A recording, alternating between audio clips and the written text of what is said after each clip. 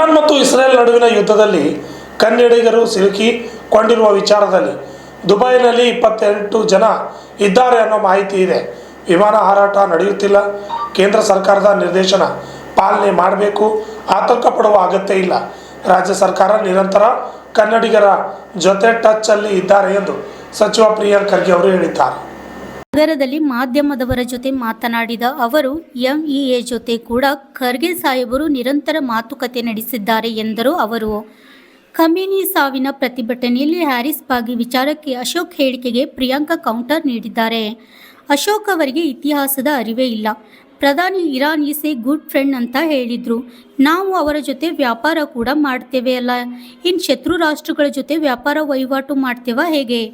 ಹಿಂದೆ ಬೇರೆ ದೇಶದ ಅಧ್ಯಕ್ಷರು ಸಾವನ್ನಪ್ಪಿದಾಗ ನಮ್ಮವರು ಅರ್ಧ ಧ್ವಜ ಹಾರಿಸಿದ್ದಾರೆ. ನಾವು ಯಾರ ಜೊತೆ ಸಂಬಂಧ ಇಟ್ಟುಕೊಳ್ಳಬೇಕು, ವ್ಯಾಪಾರ ಮಾಡಬೇಕು ಅನ್ನೋದನ್ನು ಅಮೇರಿಕ ಕೇಳಿ ಮಾಡಬೇಕಾ ಹೇಗೆ? ಫಾರಿನ್ ಪಾಲಿಸಿ ಎಲ್ಲಿದೆ?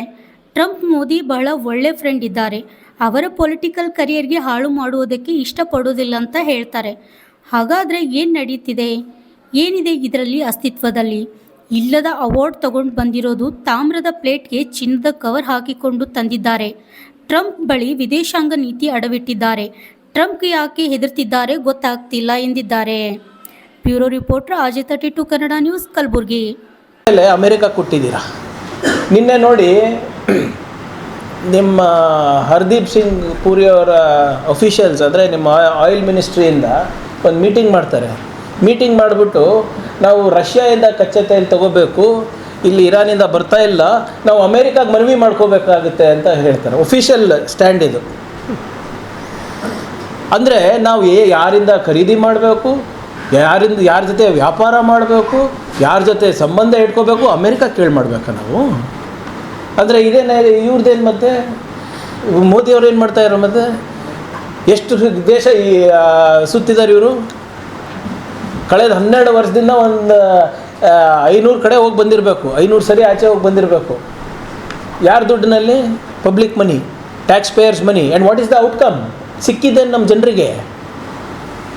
ಪರವಾನಗಿ ಬೇಕಾ ನಮ್ಗೆ ಅಮೇರಿಕಾಯಿಂದ? What is our foreign policy? ಎಲ್ಲಿದ್ದಾರೆ ಈ ಮಿನಿಸ್ಟ್ರಿ ಆಫ್ ಎಕ್ಸ್ಟರ್ನಲ್ ಅಫೇರ್ಸ್? ಎಲ್ಲಿದ್ದಾರೆ ನಿಮ್ಮ Ajit Doval national security adviser? ಎಲ್ಲಿದ್ದಾರೆ? See, our foreign policy is in complete shambles. ಹೌದು, ಈಗ ಎಲ್ಲನೂ ಅವರಿಗೆ ಕೇಳಿ ಮಾಡ್ತಾ ನೋಡಿರಿ ಸರ್. ಈಗ ನೀವು ನೋಡಿದ್ದೀರಾ, ನಾನು ಹೇಳೋದಲ್ಲ.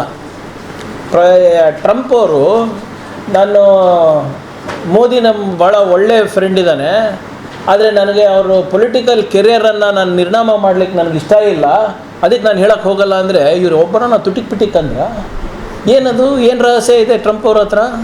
That will destroy Narendra Modiji's career. ಎಷ್ಟು ಟ್ಯಾಕ್ಸ್ ಹಾಕ್ತಾ ಇದ್ದಾರೆ, ಏನು ಟ್ಯಾರಿಫ್ ಹಾಕ್ತಾ ಇದ್ದಾರೆ? 100% ಹಾಕಿದ್ರು ಮಾಸ್ಟರ್ ಸ್ಟ್ರೋಕು, 50% ಇಳಿಸಿದ್ರು ಮಾಸ್ಟರ್ ಸ್ಟ್ರೋಕು, 14% ಇಳಿಸಿದ್ರು ಮಾಸ್ಟರ್ ಸ್ಟ್ರೋಕು. ಏನು ನಡೀತಾ ಇದೆ ಸರ್? ಏನು ಇದು ನಮ್ಮ ಜನರ ಜೊತೆ ಚಲ್ಲಾಟ ಅಲ್ವಾ? ಈ ಕಡೆ ಇಸ್ರೇಲ್ ಪ್ರಧಾನಮಂತ್ರಿನೂ ನನ್ನ ಫ್ರೆಂಡ್ ಅಂತಾರೆ. 4 ದಿನ ಹೋಗ್ಬಿಟ್ಟು ಇರ್ಲಾರ್ದು ಅವಾರ್ಡ್ ತೊಗೊಂಡು ಬರ್ತಾರೆ. ಅಸ್ತಿತ್ವಕ್ಕೆ ಇರಲಿಲ್ಲ ಅವಾರ್ಡು, ಯಾವುದೋ ಕೆನ್ಸೆಟ್ ಅವಾರ್ಡೋ ಯಾವುದೋ ಅಂತ. ಏನು ಸರ್ ತಾಂಬರ್ದು, ಅದಕ್ಕೆ ಗೋಲ್ಡ್ ಪ್ಲೇಟ್ ಹಚ್ಚಿ ಹಾಕ್ಸ್ಕೊಂಡು ಬರ್ತಾರೆ. ಅದು ಅಸ್ತಿತ್ವಕ್ಕೆ ಇರಲಿಲ್ಲ ಅವಾರ್ಡ್ ಇವ್ರಿಗೆ ಕೊಡೋ ತನಕ. ಒಂದ್ಸರಿ ಒಂದು ಕಡೆ ಇವ್ರ ಫ್ರೆಂಡ್ ಅಂತಾರೆ, ಇನ್ನೊಂದು ಕಡೆ ಡೊನಾಲ್ಡ್ ಟ್ರಂಪ್ ಬೆಸ್ಟ್ ಫ್ರೆಂಡ್ ಅಂತಾರೆ. ಅವರು ಪ್ರಚಾರಕ್ಕೆ ಹೋಗ್ತಾರೆ. ಆದರೆ ನಮಗೇನು ಲಾಭ ಆಯ್ತು ಹೇಳಿ? ಸೊ ಇದು ನೀವು ಹೇಳ್ದಂಗೆ ವಿದೇಶಾಂಗ ನೀತಿಯನ್ನು ನಮ್ಮ ನರೇಂದ್ರ ಮೋದಿಯವರು ನಮ್ಮ ದೇಶದ ಹಿತಾಸಕ್ತಿ ಎಲ್ಲನೂ ಅಡ ಇಟ್ಟಿದ್ದಾರೆ. ಟ್ರಂಪಿಗೆ ಹೆದರ್ತಾ ಇದ್ದಾರೆ. ಯಾಕೆ ಹೆದರ್ತಾ ಇದ್ದಾರೆ ಗೊತ್ತಿಲ್ಲ. ಇಂದಿರಾ ಗಾಂಧಿಯವರು ಇರ್ಬೋದು, ಮೋದಿ ನಮ್ಮ ಮನಮೋಹನ್ ಸಿಂಗ್ ಅವರು ಇರ್ಬೋದು, ಅಮೇರಿಕದ ರಾಷ್ಟ್ರಪತಿಗಳ ಎದುರುಗಡೆ ಹೇಳ್ತಾಯಿದ್ರು, ಇರಾಕಲ್ಲಿ ನೀವು ಏನು ಮಾಡ್ತಾಯಿದ್ದೀರಾ ತಪ್ಪು, ಇರಾನಲ್ಲಿ ಏನು ಮಾಡ್ತಾಯಿದ್ದೀರಾ ನೀವು ತಪ್ಪು ಅಂತ ಹೇಳೋಷ್ಟು ಧೈರ್ಯ ನಮ್ಮ ಲೀಡರ್ಗಳಿಗಿತ್ತು. ಯಾವುದು ಯಾವುದು ದ್ವಂದ್ವ ನೀತಿ ಇದ್ರೆ ನಾನೇನು ಮಾಡೋಕ್ಕಾಗ್ತದೆ ಸರ್? ಅವ್ರ ಕಡೆ ಖಂಡಿಸೋದಿರ್ಬೋದು ಅಥವಾ ಏನು ಮಾಡೋದಿದೆ ಅವ್ರು ಹೇಳಬೇಕಲ್ಲ. What is your foreign policy? Are you with Israel are against Israel? Are you ಏನು ನೀವು ಅಮೇರಿಕ ಮಾಡ್ತಾ ಇರೋದು ಕರೆಕ್ಟ್ ಅಂತ ಇದ್ದೀರಾ, ತಪ್ಪು ಅಂತ ಇದ್ದೀರಾ? ಅದು ಅವ್ರು ಹೇಳಬೇಕಲ್ಲ. ನಮ್ಮದಂತೂ ಕ್ಲಿಯರ್ ಇದೆ, ನಾನ್ ಅಲೈನ್ಮೆಂಟ್ ಮೂವ್ಮೆಂಟ್ ಇದೆ.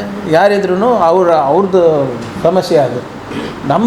ನಮ್ಮ ರಾಜ್ಯಕ್ಕೆ ನಮ್ಮ ರಾಷ್ಟ್ರಕ್ಕೆ, ನಮ್ಮ ಜನರಿಗೆ ತೊಂದರೆ ಆಗಬಾರ್ದು ಅಷ್ಟು. ನೀವು ಒಂದು ಕಡೆ ಇಸ್ಲಾಮಿಕ್ ಕಂಟ್ರೀಸಿಗೆ ಬೈತೀರಾ, ಆದರೆ ಅವ್ರ ಜೊತೆ ಎಲ್ಲ ವ್ಯಾಪಾರ ಮಾಡ್ತೀರಾ. ಪಾಮ್ ಆಯಿಲ್ ಎಲ್ಲಿಂದ ಬರ್ತದೆ ಸರ್? ಕಚ್ಚಾ ತೈಲ ಎಲ್ಲಿಂದ ಬರ್ತದೆ ಸರ್? ಸೊ ಏನು ನಮ್ಮ ವಿದೇಶಾಂಗ ನೀತಿ ಇದೆಯಾ ಇಲ್ಲ ಅದೇ ಗೊತ್ತಿಲ್ಲ ಅಲ್ಲ ಜನರಿಗೆ. ಈಗಾಗಲೇ ಎಫೆಕ್ಟ್ ಆಗಿದೆ ಅಲ್ಲ ಸರ್. ನಿನ್ನೆ ನೋಡಿ ನಮ್ಮ ಸೆನ್ಸೆಕ್ಸ್ನಲ್ಲಿ 6.5 ಲಕ್ಷ ಕೋಟಿ ರೂಪಾಯಿ ಸಂಪೂರ್ಣವಾಗಿ ಹೋಗ್ಬಿಟ್ಟಿದೆ.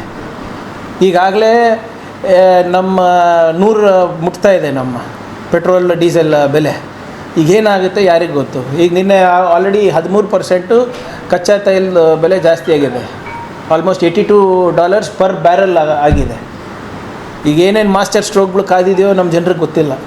ಆಮೇಲೆ ಯಾರು ಇದನ್ನು ಸರಿಪಡಿಸ್ಬೇಕು ಪಾಪ, ನಮ್ಮ ಹರ್ದೀಪ್ ಸಿಂಗ್ ಪುರಿ ಅಲ್ಲ ಮಿನಿಸ್ಟರ್ ಅವರು ಎಪ್ಸ್ಟೀನ್ ಫೈಲಲ್ಲಿ ಬ್ಯುಸಿ ಇದ್ದರು. ಇದ್ರ ಬಗ್ಗೆ ಅವ್ರಿಗೆ ಕಾಳಜಿ ಇಲ್ಲ. Okay sir. ಬಜೆಟ್